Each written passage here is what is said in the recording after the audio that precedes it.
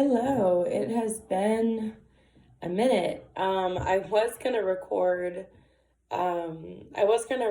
I guess, a review of week two, as soon as I was done, but that weekend I just didn't have any time. So I'm like, okay, I'll do weeks two and three together. The weekend of week three, I didn't have any time, so just finished week four. So it's like, well, I guess we're doing a review of weeks two through four before I lose all momentum with this. So for weeks two and three, we had 5 running days a week with 2 rest days. Um, I am not used to running that often during a week, so it was a lot more tiring than what I was expecting.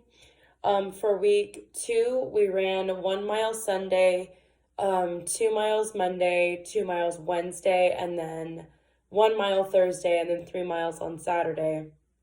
And then for week three, we ran 1 mile Sunday, 2 Monday, 3 Wednesday, 1 Thursday, and then 4 on Saturday.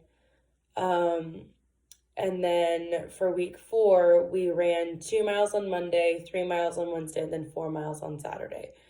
The Saturday of week three, it was a night run, which was really, really fun.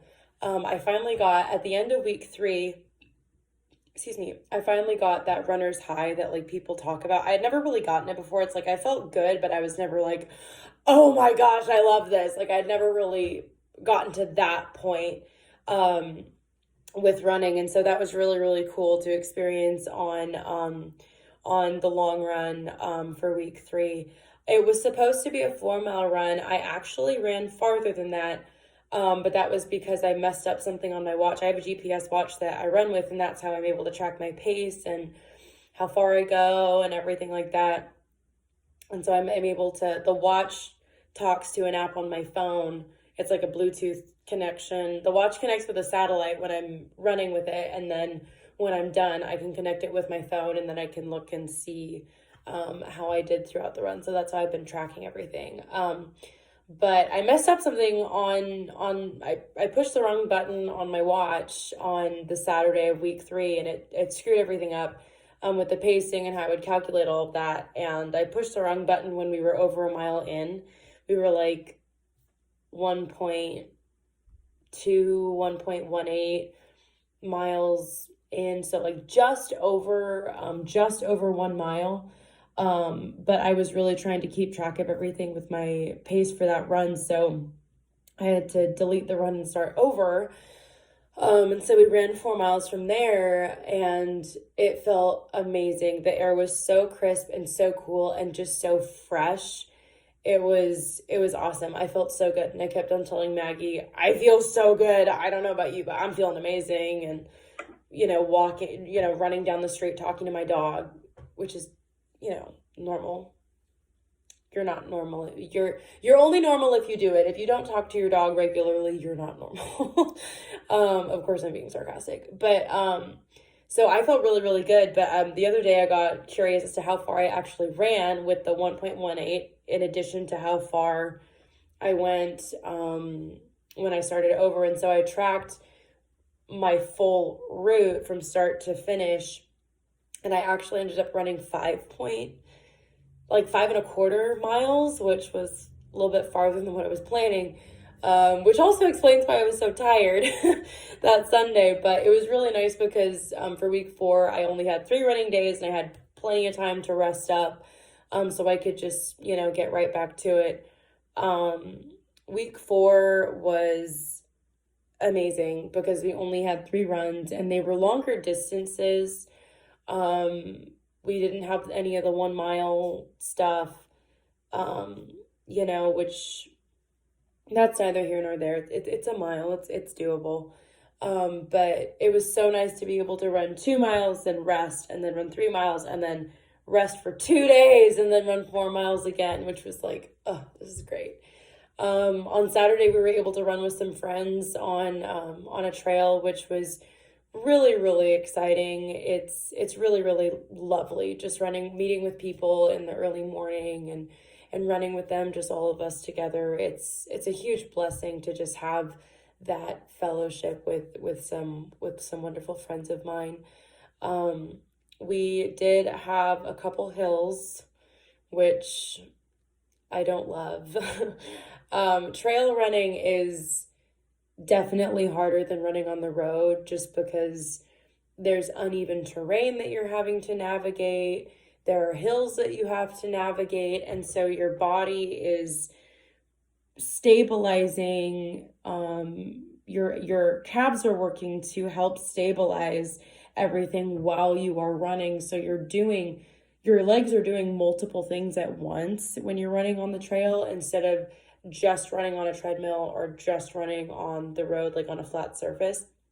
And so my calves are definitely more sore when I'm done running the trail, but I feel like I can run farther when I'm in a trail situation just because I'm out in nature, just really appreciating the Lord's creation and just like, wow, everything's so beautiful. I'm able to see the animals and things like that. And just appreciate how beautiful everything is, especially in the early morning. You can hear the birds, and pretty soon the blossoms are going to be coming out on the fruit trees, which is going to be absolutely beautiful. And so there's just a lot of exciting things to run that you see running on the trail that you just don't see running on the road. Not to say that running on the road isn't fun, but you just don't see as much of just nature just by itself as you do as running on the trail. But we're feeling pretty good. I have not been meeting my water quota, which is bad. I have not been drinking anywhere near as much water as I was in week 3. I started to just forget and I started to lose track, and I'm really kicking myself over that because I can feel it. I could really feel it when I was running while dehydrated versus running adequately hydrated. There is a huge difference that I've noticed. And so I really do need to do better at that. Secondly, I have not been doing a very good job at making sure I'm going to bed on time, which is bad. And so for week 5, I'm already kind of off to a rocky start just because last night I got to bed like after 11. And then on Sunday night, I think I got to bed really late Sunday night as well. So I'm not really doing a good job at getting an adequate amount of sleep, which I really, really need to work on, but it just, more room for progress, more room for me to improve.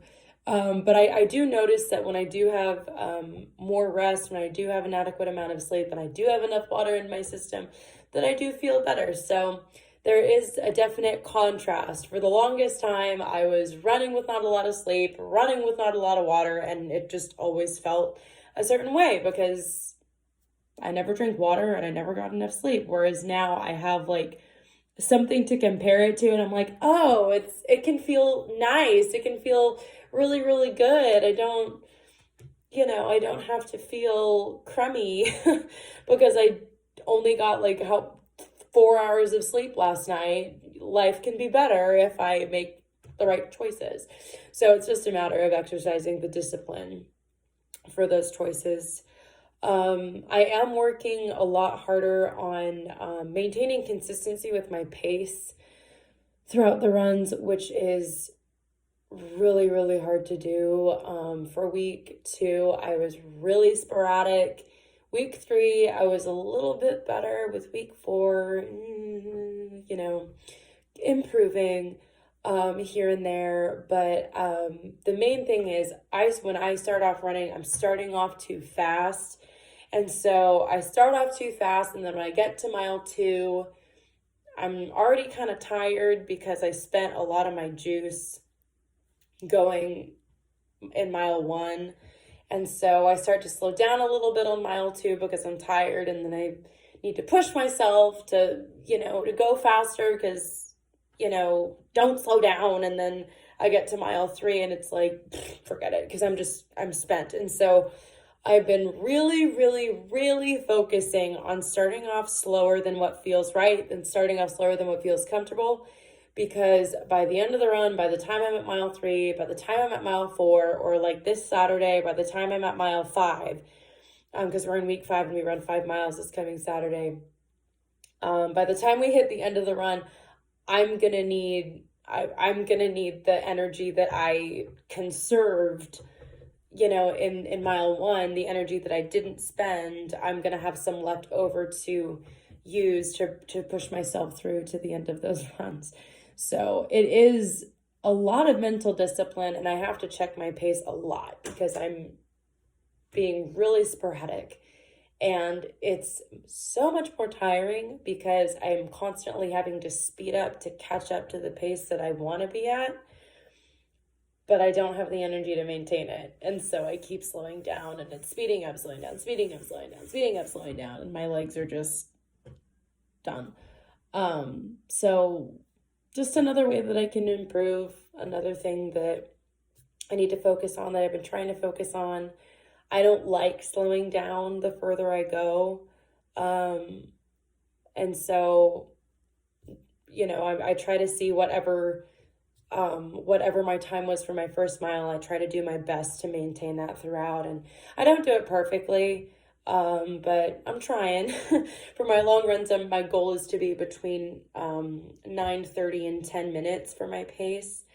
And then for my shorter distances, I try to be around 9 minutes, maybe 8:50 to 9 minutes for like my 2 mile runs. And then for my 1 mile runs, I'm just kind of going as hard and as fast as I possibly can. But we have, for week 5 coming up, we ran 3 miles last night, and then we're resting today, and I believe we have 4 miles tomorrow, and then I think it's 1 to 2 miles on Thursday, and then 5 miles on Saturday. So really going to be focusing on trying to keep the same pace all throughout and just maintaining, because it is easier, objectively speaking, to maintain a consistent pace instead of speeding up or slowing down as you go. It's just easier to just steady, because you burn quote unquote fuel every time you have to speed up. There's just more energy that's required to get you to speed up. And so whereas if you're just maintaining, if you're quote unquote if you're stepping on the gas in a car, you're going to use more fuel versus if you're like in cruise control and just kind of staying. So I'm trying to figure out how to get myself into cruise control in a way of speaking. Maggie's been doing great. She's actually, Maggie, come here, baby. Nunu. Dog, come here.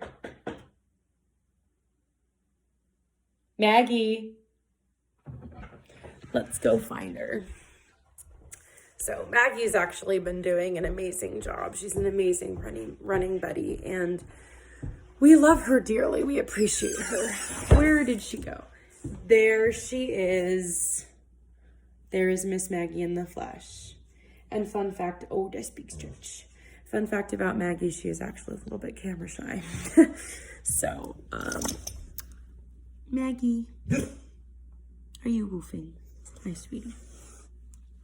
So yeah, here she is. She's been doing amazing on all of these runs. She runs like an absolute champ, and I am very, very proud of her and all the work that she does. She is definitely a working dog, and she goes until I tell her that we're done. And so if I were to ask her to run 50 miles in one stretch, she would run 50 miles in one stretch, which I really appreciate. And so when we are doing those long runs, it's really encouraging to have her with me, just because I know that she's right there with me, and that she's, going as far as I'm going to go, and she's not going to quit early. She's going to keep going as far as I need her to go, which has been really, really encouraging throughout all of this. And she gets so excited to go on the runs and everything. And so I have that to look forward to, because she has so much excitement on her face, and she's running around everywhere, barking up a storm because she's so excited. And so that makes it more exciting for me. And so that's one thing for me to look forward to, even though I procrastinate all the time on these runs. It's just really nice to have a buddy that gets excited, you know, because excitement is contagious, even if it's in a dog. It's still contagious, which is really, really awesome. So this is the Nunu in the flesh. This is your Nunu. She's a very sweet girl. And she is 12 now. She's officially 12. She was born January of 2010. Not sure what day, but she was born January of 2010. So she is a 12-year-old dog, still running regularly. And she moves around like she's 7, which is really, really exciting because she's one of my best friends. Are you my best friend? Are you one of my best friends? Yeah. You're one of my best friends. So yeah, that is an update on weeks 2 through 4. You guys have finally met Maggie the Nunu. That's her nickname. That's her nickname that I gave her a long time ago. But yeah, that's an update from us. And we are on to week 5, and we will try to check back with y'all to see if we survived that 5-mile run. What do you think, Mag? Do you think we got it? You think we got it, Mags? Yeah. You think we got it. I hope we got it. I don't actually know. Stay tuned.